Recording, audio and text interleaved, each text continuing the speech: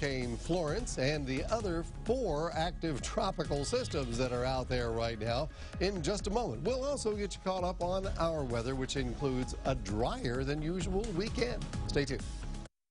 Now on WKRG News 5. Hurricane Florence is wreaking havoc on the East Coast. From strong winds to high waters, residents in the area are feeling the wrath of the storm. Plus, the suspect in a Chevron shooting was in court this morning facing a slew of serious charges. Local coverage you can count on. You're watching WKRG News 5 at noon. Good afternoon. Welcome to News 5 at noon. I'm Devon Walsh. We are continuing to follow Hurricane Florence. The storm made landfall early this morning in North Carolina. The storm has been unleashing its wrath on the East Coast since yesterday. Last night in Belhaven, the rising Pungo River nearly swallowed the first floor of this house as waves crashed against its windows. The lights were on, but it's not clear if anybody was there. One of the hardest hit areas so far is New Bern, where this morning around 150 people waited rescue for after more than 10 feet of the powerful storm surge flooded the small town. Earlier, as the storm slowly churned toward the shore, people who chose not to evacuate got caught in those floodwaters. They tried desperately to return to their homes as the Neuse River overflowed its banks. Now, video taken last night shows damage from the wind gusts topping 100 miles per hour. They were strong enough to tear the roofs and facades off of stores and destroy gas stations. In Morehead City, all that's left of this building is just a pile of crumbled wood. Much of the wind damage was done even before the storm surge there poured into the streets. Now take a look at this school. This is in Jacksonville, and it suffered significant damage inside as the panels tore from the ceiling and water rained down inside the classrooms. Now we want you to take a live look now of the northern Outer Banks in North Carolina. You can see that high surf, very, very rough there, gray skies. This rough surf still a major concern. The threat of the storm is not over for those on the East Coast. For more on the impact and what we can expect over the next few days, let's check in with meteorologist John Nodar. All right, and you saw the surf out there. What you couldn't really see is that it's high tide in that part of the world as well. So storm surge is becoming an enormous issue. They've had 10-foot storm surge in spots. Florence is one of many systems out there. There's a disturbance in the western Gulf of Mexico. It won't have time to develop into a tropical depression. Here is Florence. Then there's Tropical Depression Isaac in the Caribbean. Joyce and Helene, both tropical storms, both moving northward into the colder waters of the North Atlantic. So Florence is the big deal right now, and it is a real troublemaker for the Carolinas. You see these bands, they've been going through some of the same areas around Emerald Isle and the Beaufort area for the past 5 or 6 hours. So those folks dealing with enormous amounts of rain, the potential of storm surge flooding as well. This is not as much a windstorm as it is a rain and storm surge storm. Here's the center of the storm just south of Wilmington near Oak Island off Cape Fear. This may actually dip back out into the Atlantic if it continues this wobble that it's been doing, kind of a west-southwest movement. Exum getting the heaviest rain right now. Middle River, Doe Creek about to move into the quieter eye of the storm. Meanwhile, speaking of quiet, our weather is perfectly quiet. We'll get a few thunderstorms this afternoon, but most of us will see mostly sunny to partly cloudy skies, and our weekend may be drier yet. We'll talk about that in just a few minutes on News 5. Thank you, John. Well, the heavy rains and winds are pounding the coasts of North and South Carolina today as Hurricane Florence threatens to deliver several inches of rain over the next several days. Power outages and major flooding are already taking place, as I've shown you, throughout the region. Reporter Omar Jimenez is in Wilmington, North Carolina with the latest there. Hurricane Florence has made landfall in North Carolina, bringing with it some of the strongest rain and wind residents here will see. Unfortunately, Florence is doing exactly as predicted. The slow nature of the storm will lead to heavy flooding through the area with the potential of 10 trillion gallons of rainfall. This is going to be upon us for a couple of more hours, and it's going to drop a tremendous amount of water, and that water is going to come into those rivers and creeks, and they're going to rise quickly. Federal officials say the storm surge will present the biggest challenges, and they've spent days preparing. We're focused really on safety and security and rescue missions. We have over, I think it's close to 1,300 search and rescue assets, people and assets on the ground, and from South Carolina to the District of Columbia. It's deep out there. In the town of New Bern, North Carolina, flooding began shortly after the first outer bands of the storm hit. In a matter of seconds, my house was flooded up to the waist, and now it's to the chest, and we are stuck in the attic. And according to officials up and down the Carolina coast, it's going to get worse before it gets better. A lot of trees down, a lot of power lines down. We got shingles flying off the roofs right now. Hurricane Florence is definitely letting its impact show right now. In Wilmington, North Carolina, I'm Omar Jimenez. Been following the storm since it formed in the Atlantic. You could find our full coverage of the storm on our Facebook fan page. By the way, we will also have live coverage from our sister stations in the affected areas streaming all day, and you could watch that live right now on our website, WKRG.com. And be sure to download our free weather app to keep up to date on severe weather and other possible dangerous storms. Still to come on News 5 at noon, the man arrested for a gas station shooting that left three people injured was in court today. We're going to have the latest on what happened. And we are continuing our coverage of Hurricane Florence. We'll be back with more on News 5 at noon.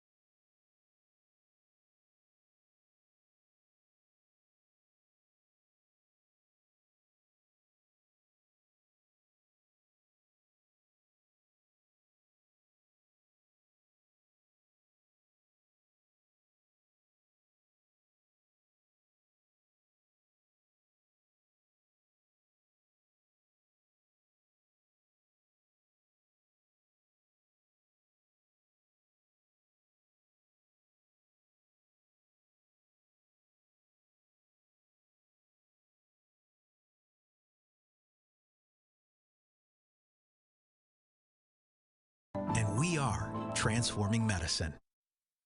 You're watching WKRG News 5, local coverage you can count on with Devon Walsh and meteorologist John Nodar. This is WKRG News 5 at noon. Oh, welcome back to News 5 at noon. We're continuing to follow Hurricane Florence as it batters the East Coast. Now, this is a live look at one of our CBS News crews as they are driving through North Carolina, just driving through some of the streets there. And you can see a lot of limbs on the ground, a little bit of tree damage, still raining there. And looks like the wind is just starting to die down, but they are giving us sort of a live tour of this area. Lots and lots of limbs down in this particular town. We're going to try to find out exactly what what location this is so we can bring that to you. But not a whole lot of widespread damage as far as trees down right here, but we know there is extensive flooding and damage in other areas. Now a story we have been following for more than a month. The man police say shot 3 people at a gas station in Midtown Mobile appeared before a judge this morning. Emmanuel McAlpine waived his right to bond. News 5's Katerina Lukatich was in the courtroom. She tells us more about what happened. It's not very often that someone waives their right to a bond, but that's exactly what happened in court this morning. Emmanuel McAlpine wasn't in the courtroom very long. His attorney says McAlpine has agreed to stay in jail without bond until his preliminary hearing. His attorney wants to look at more evidence in the case before addressing the issue of bond. Now, there is surveillance footage of who police say is McAlpine at the Chevron on July 31st that shows some of the victims being shot. McAlpine's attorney says he'll plead not guilty, even though he apologized for the crimes as he was being taken to Metro Jail. Yeah, I'm sorry for the family that was hurt. To my family, sorry. Wish I could have did better. McAlpine will enter that not guilty plea in court on Monday. We spoke to both his attorney and the prosecutor. Hear from them tonight. In Mobile, Katerina Lukatich, WKRG News 5. Well, Jason Dykes was arrested yesterday after his property was searched in connection to Daniela Vian's disappearance. That's a young mother who's been missing since July. Dykes was in court this morning for domestic violence and unlawful imprisonment charges against a different woman. Dykes' bond was set at $20,000. He was also ordered to have no contact with that victim. Although his arrest has no connection to missing mother Daniela Vian, the property he lives at was searched yesterday as police were there most of the day in Theodore looking for clues in connection to Vian's disappearance. We have not officially been told what his connection, if any, is to Daniela Vian. Well, coming up, the doctor is in. We are so happy to welcome Dr. Glenn Esses, and we are going to be talking about blocked arteries when News 5 at noon continues. The tropics are active. Our focus has been on Florence today, but our weather locally is quiet and may be getting quieter. We'll talk about that on News 5 in just a few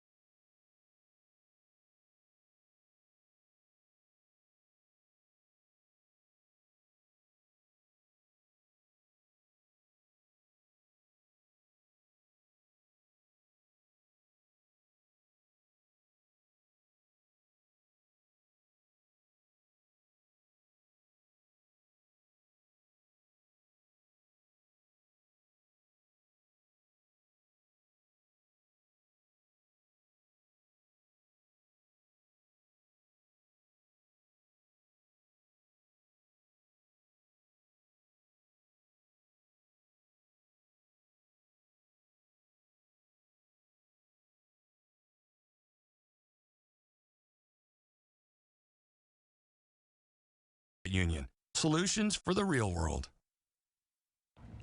Welcome back. It's time now to announce today's Lunch Bunch winner. Today's winner is Roger Peacock of Wilmer. Roger gets lunch for two from Baumhauer's. You can register to be a Lunch Bunch winner by going to our website, WKRG.com. It is time now for our segment where we hope you will learn something. Doctor is in. We are so happy to be joined by Dr. Glenn Esses from the Vascular Center. Dr. Esses, thanks for being with us. Today we're talking about artery blockages. That's right, Devon. And I think this is one thing that is under talked about, so it's a nice time for us to talk a little about blocked arteries in the leg and some of the symptoms that we see along with that. So what are those common symptoms? Usually someone has difficulty walking, so there's lack of circulation to the legs, and when you walk your muscles hurt because they don't have blood flow. In more advanced stages, we'll even see people have non-healing sores or even a toe that turns black, or gangrene, if we call it. Does people often dismiss some of these symptoms thinking, oh, I pulled a muscle or I'm just sore for whatever reason? Sure, of course they do. And some of these problems can be progressive, so they do need to be evaluated by someone who's properly trained and has a vascular surgeon, for example. And how do you develop a clogged artery? Our most common risk factors are cigarette smoking, diabetes, high blood pressure, and age. Okay, so it's something that you could prevent possibly by not smoking, exercising, That's not correct. Getting old. Not getting old is the tough one. Can you tell us how to do that? No. No, I have no advice for that. So what do we do about a clogged artery? Well, these days, luckily, we're able to treat a lot of these as an outpatient, and we're even bringing the patients into an office setting in our office.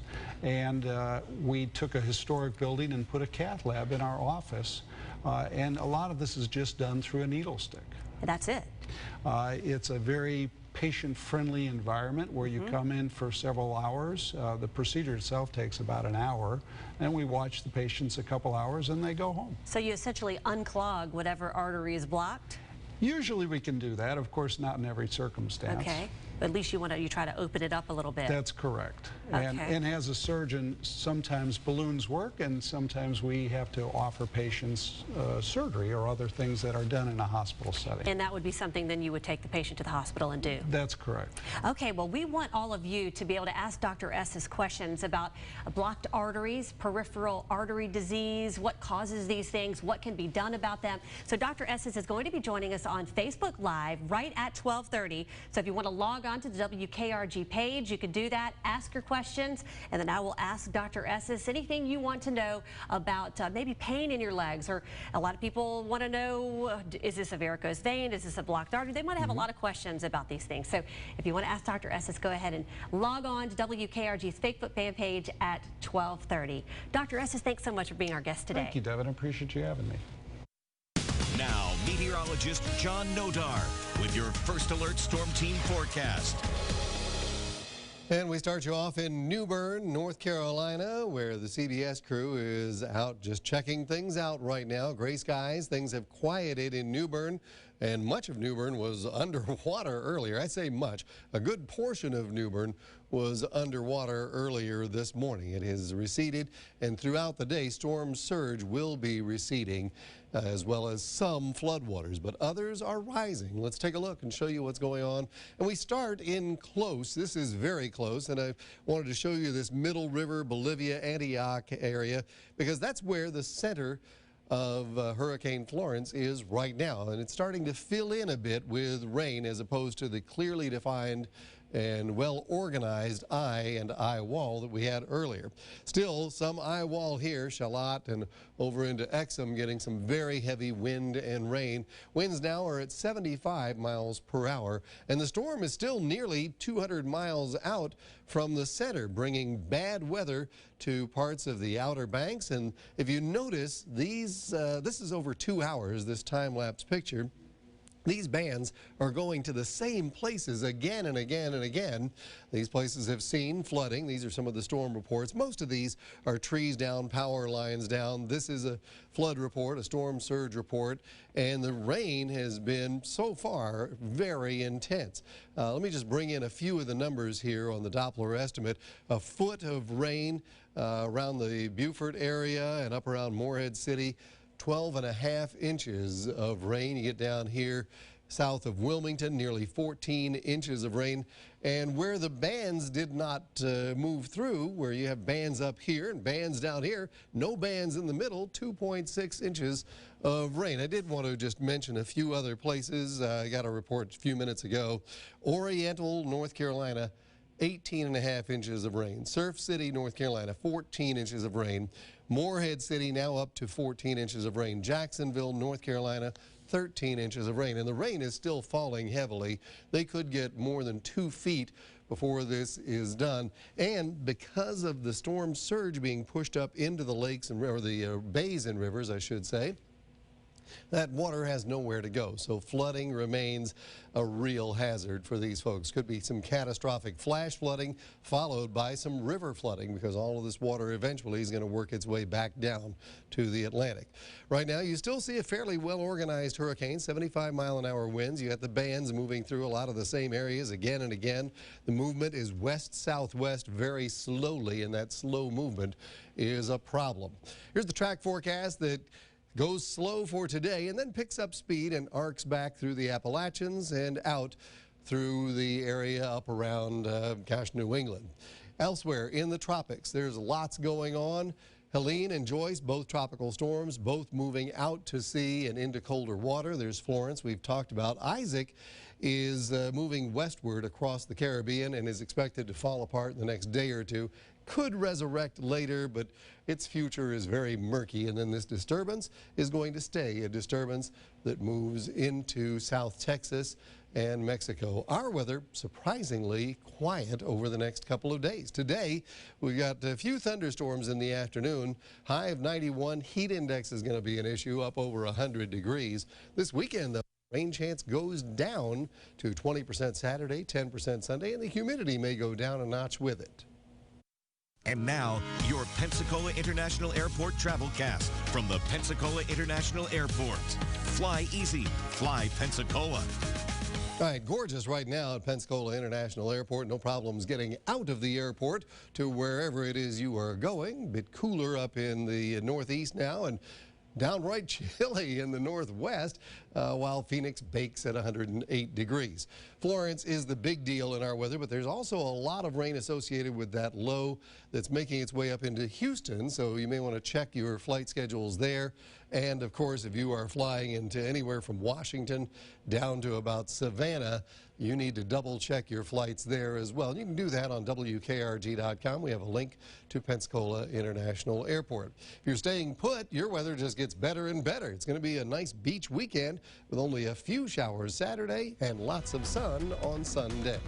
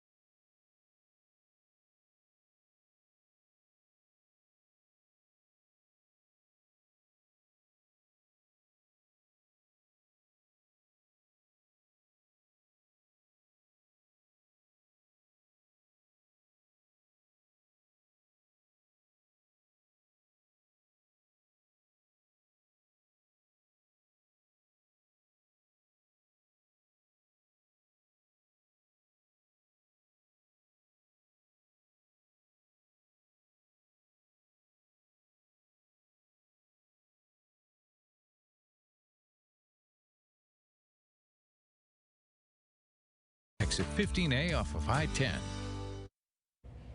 Just a reminder, Dr. Glenn Esses is joining us on Facebook Live at 12:30 to talk about blocked arteries. All right, and tonight at 5 p.m., Alan Seals will have the very latest on what's going on in the tropics.